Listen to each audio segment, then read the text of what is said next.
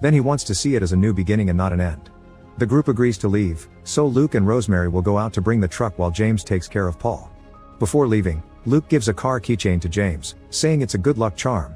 Meanwhile, Rosemary checks Paul's bandages and he starts talking about how pretty she is, wondering if he could ever have a woman like her. To comfort him, Rosemary kisses him. As soon as the duo leaves, the lights in the pub flicker.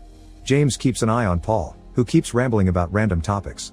When he falls asleep, the lights flicker again, so James wakes him up. Paul wishes he could hear music one more time and convinces James to connect the jukebox again. This forces the generator to use too much power and the lights keep on flickering, but hearing the music allows James to imagine the pub is full of people and he can see his mother at the bar.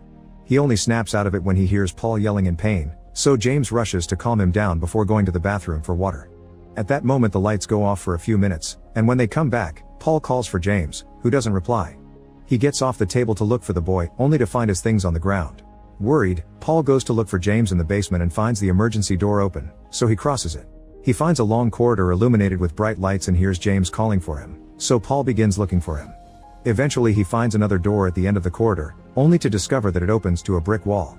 Frustrated, he hits the bricks as the lights begin going out one by one behind him. As the song from the jukebox starts playing, a shadow appears in the corridor and the darkness begins covering Paul as he repeats "I exist" over and over. It's then revealed that Paul is actually still on the table, and the power in the pub goes off for a few seconds.